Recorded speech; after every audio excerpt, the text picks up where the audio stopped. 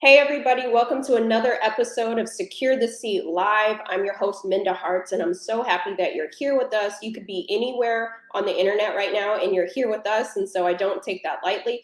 If this is your first time joining us, welcome. You are part of the squad. It's official, your family. And if you are joining us every Monday at noon, you already know the vibes. You are our family, and we're happy that you're here. Let us know in the chat how you're doing. I know that the last week has been a little taxing, but we have the capacity to be right within, right? With that, we can overcome anything, and that success is not a solo sport. So I'm glad that you're here today. I have just an exciting guest today. We're going to have a really important conversation, and I hope that it provides that balm that you need. But again, how was your weekend? I hope you had a good weekend if you're watching us live, but also let me know how your weekend was, even if you're watching us after the fact.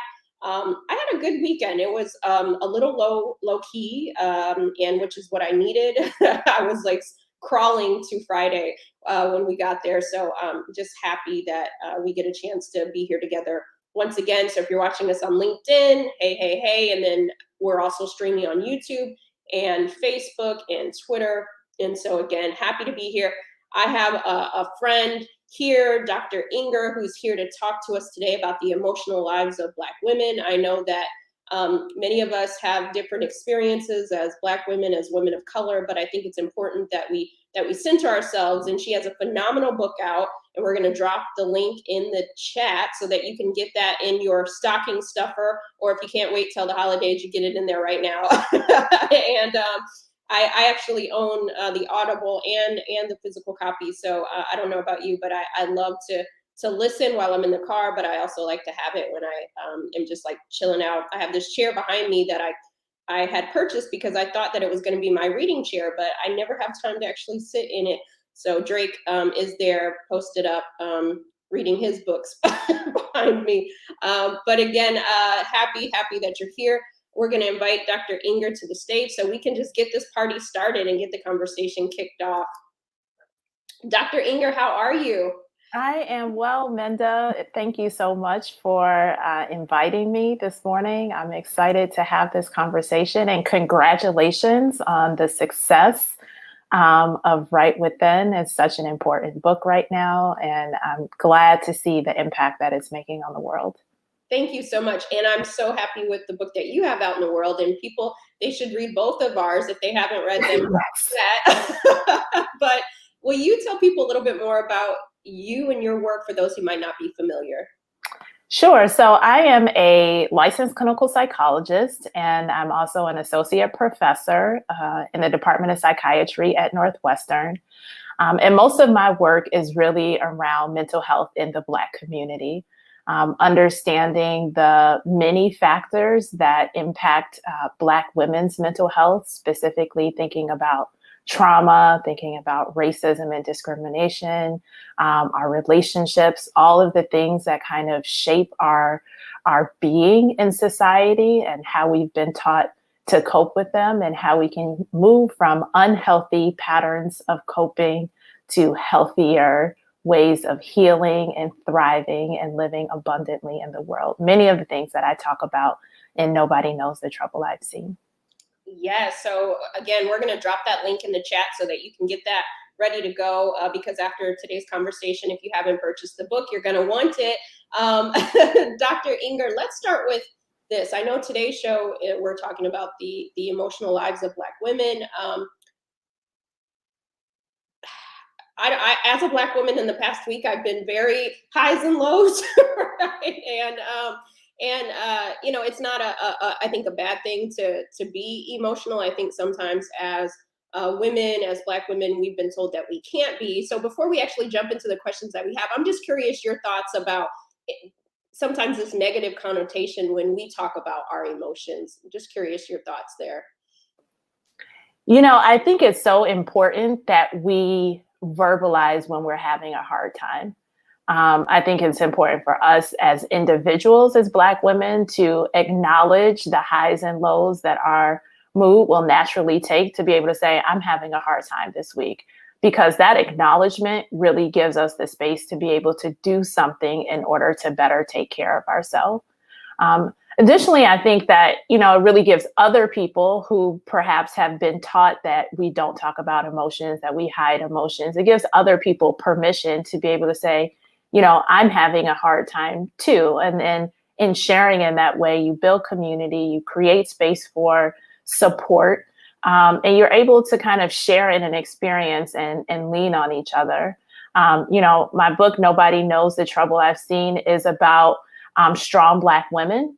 It's about kind of how strong Black women traditionally have shown up and presented themselves in the world, which often means hiding, suppressing, denying emotions. But it's also making the case that, there's a new way that we can be strong. We can be strong and say, I'm having a hard time. We can be strong and say, I need help, I need support, and set boundaries. And that both of these can exist. And it's okay for us to experience, sadness, worry, fear, stress, and allow those emotions to come and go, and get the help that we need. I think it's so important that, thank you for sharing that. I'm like all kinds of tambourine moments. I had to get my tambourine. but I think it's so important because there's so many out there listening today that need to hear that it's okay to ask for support. Let's normalize Black women asking for support, right? Receiving that support and being kind to ourselves to say it's okay if I don't feel like my best today, or I don't feel like I want to be strong. It's okay to have that. I know the other last week, somebody, people tend to ask you, how are you doing a lot, right? And so the day that somebody happened to ask me that, I said, I'm okay, but I'm okay just being okay, right? And knowing that it's okay just to be okay. But there was a time in my life where I felt like I had to always say I'm great, I'm fine, and I'm normalizing that sometimes it's not that. Yeah, I think it's important to ask our loved ones how they're doing, but also listen for the answer and be okay with holding space for whatever answer they might give. One thing that I'm really trying to encourage is that we pay closer attention, not only to our own emotions, but the emotions of our friends and loved ones. Because so often we're just looking through people, we're looking past people. Everybody's saying, yeah, I'm fine. And they're going about their day-to-day lives when there's a lot of suffering that's there. But we need to make space for that. We need space for people to say, I'm just okay today, or I'm actually not that great today, or I'm feeling sad or whatever. And you don't have to do anything, but just listening, just honoring that, and allowing, that space to exist for whoever might be experiencing it at the moment. Yeah, I love that so much. In your book, you talk about the concept of suffering. Do you think it's possible for Black women to reach a state of feeling free? And if so, what could freedom feel like or look like for us? Freedom from suffering is really one of the central goals of the book, keeping in mind the many things that hold us back. Not attending to our trauma holds us back. Not taking care of ourselves holds us back.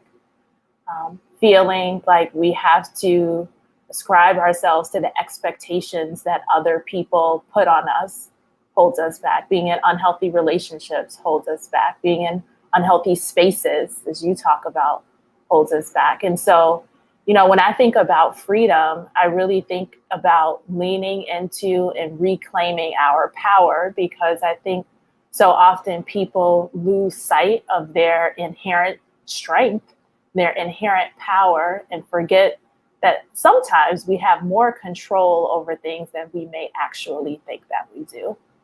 When we're aware of our emotions, we have control to make behavioral change, control to take some behavioral steps to change things. When we're aware that we're in an unhealthy environment that's eating away at us, eating away at our, self-esteem and our self-worth, we have the ability to raise our voice, to lean into our voice and make changes in order to be able to alter that situation. The same for relationships. And so when I think about freedom from suffering, I really think about reclaiming our power, reclaiming our control and our voice in order for us to be able to, take the steps that we need to take in order to live our fullest and freest, most abundant lives. I love that so much. So I think the new mantra going into 2022, and we can start today, but to say, no, we're not living our best life. We're living our freest life. Yes, yes, I love that. Freest life. I love that so much. One of the things I love about your book, Dr. Inger, is the power of storytelling. And I'm just curious, how have you found storytelling to be a form of healing? I know for me, when I write, it's very therapeutic. So I'm just curious your thoughts. I think story is so important. Is the stories that we tell ourselves can be harmful and they can be a tool for healing. And this is one of the things that I do as a therapist is really examine the stories that people tell themselves about, why their lives have turned out the way that they have, how early experiences, how trauma, how their relationships with their parents have impacted them. And so often we find that people have created these negative stories that are stuck in their mind. They cling to these stories in their mind and they contribute to this suffering that we're talking about. And so I really believe in the power of storytelling in terms of rewriting these harmful narratives, the harmful stories that maybe we've gotten from our families, the harmful stories that maybe we've told ourselves, the harmful stories that society tells us about who we are, what we're capable of as Black women. And in rewriting these stories, we find the truth. We find the truth about who we are, how we see ourselves. And again, this concept of freedom, we can keep coming back to this idea of freedom and free ourselves from these harmful stories that tend to get passed down. So I think there's so much power in that. And I think there's so much power in collective storytelling. One of the greatest gifts that I've gotten from the book, Nobody Knows the Trouble I've Seen, is this sense of shared experiences that people talk about through being able to tell your story and see commonalities in the stories of other women. And that's healing. That leads to not feeling alone and not feeling isolated and having that community. So I think story and sharing stories and creating truth in story is such a important part of our healing. Oh, yes, absolutely. Listen, I'm going to say it 1,000 times. Get the book. We're dropping the link in the chat.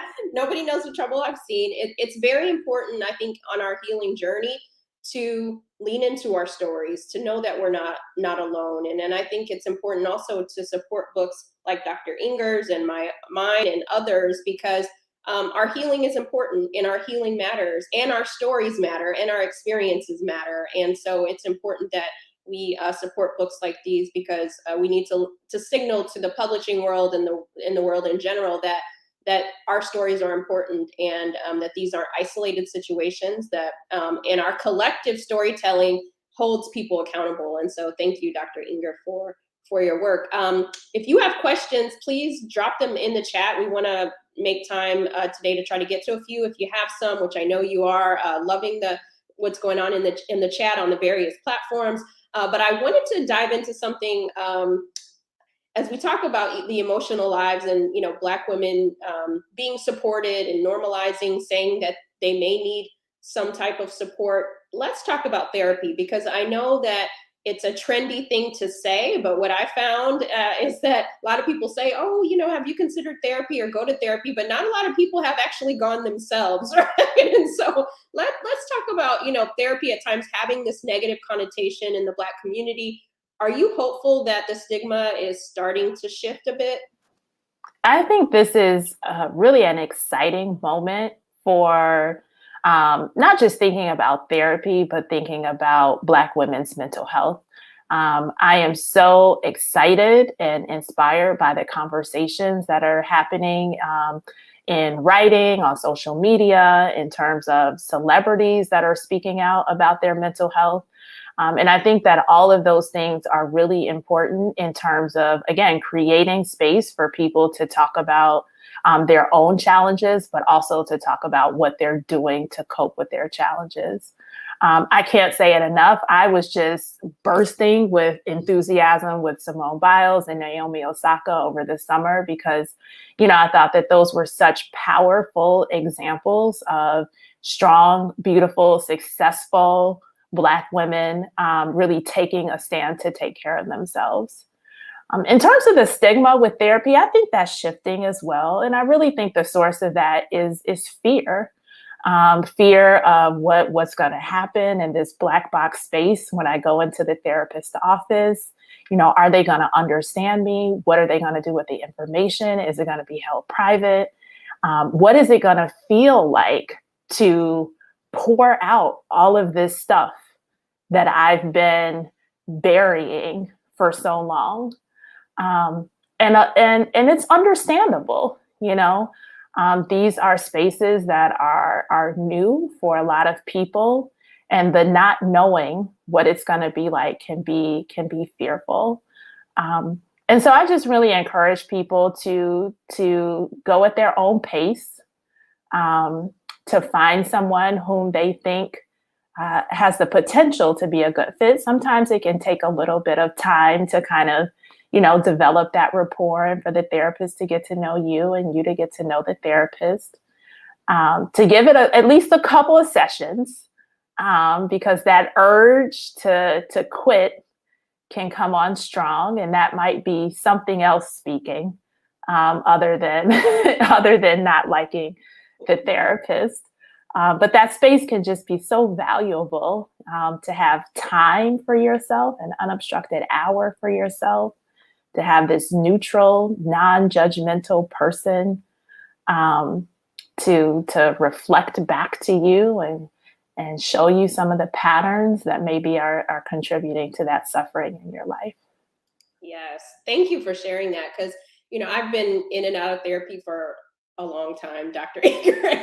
And every week I say, you know what, I'm quitting. And I say that to myself. And then I'm like, girl, get your life together, stay the course. Because there are those moments where you do feel like you got it, right? Or I've done my thing. And then there's moments, but I feel like for me, it's been maintenance. Therapy has been my maintenance, right? And so, thank you for the work that you do so that we feel supported, feel seen. Shout out to all the therapists out there too, mental health providers who are providing those services for us so that we do have places we can go and feel seen. And the one thing that, for those who, there was a time where I wasn't comfortable talking about my therapy journey, and I'm glad that I no longer see it as like some weakness or some shame, that I hold therapy like a crown on my head now, because I'm a freer version of myself. And so again, thank you so much. We have a couple questions here, Dr. Inger, that I wanted to get to before we jump into our bonus round of questions. But one question here is, what criteria may help us decide if the therapist is right for you or not? Yeah, that's an excellent question. A couple things to think about is what the primary issue that's bringing you to therapy might be, and if the therapist has expertise in that issue. So, for example, we're talking about the way that trauma shapes the lives of Black women. And so if that's an issue that you're dealing with, making sure that your therapist is trauma informed. If you're seeing a therapist if you're not a person of color or a Black woman, making sure that therapist is culturally competent. And that can be determined either through training or through your personal assessment in the therapy session. And so those would be kind of the primary things that I would look out for. But, rapport and feeling understood, feeling fully seen, feeling safe in the space, feeling listened to are also those things that you just kind of know in your spirit when you're in the space. But again, give it some time, because there's nerves and anxiety and maybe even a little suspiciousness that can naturally come in those beginning stages of therapy. Thank you for sharing that. And I know some people definitely are saying how they're buying the book. So we dropped the link inside the chat.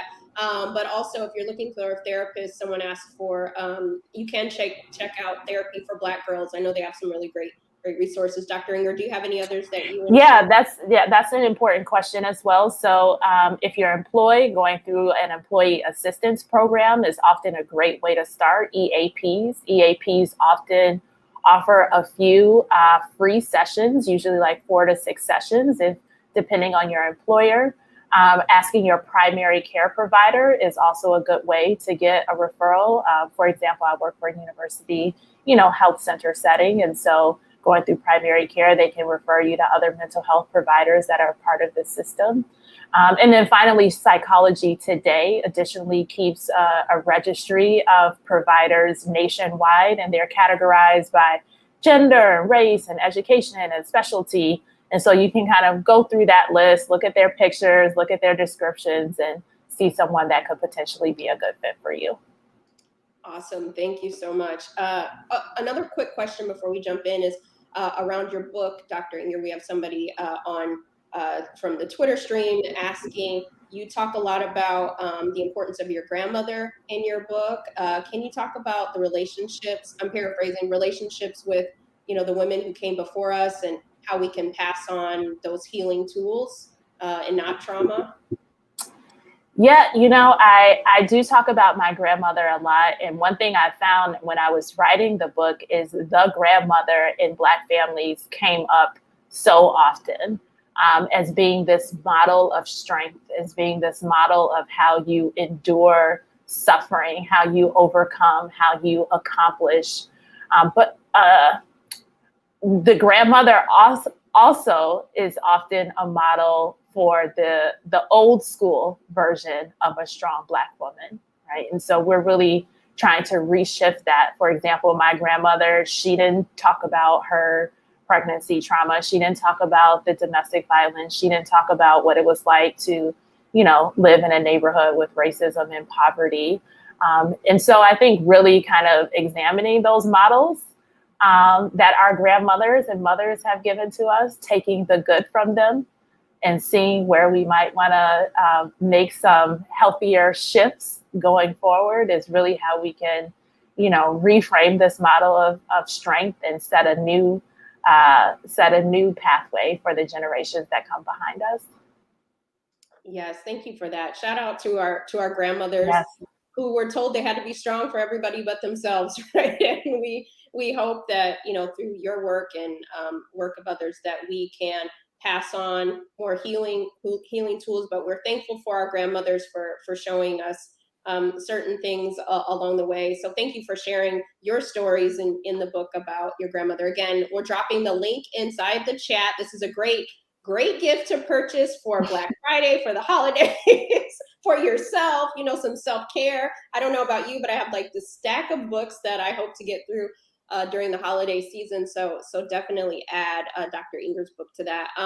Dr. Inger, I could talk to you all day, every day. I hope that our paths cross in person one of these days, but I'm so curious. I am a lover of grits and rap lyrics. Curious how you like your grits, Dr. Inger. My grits, my breakfast grits.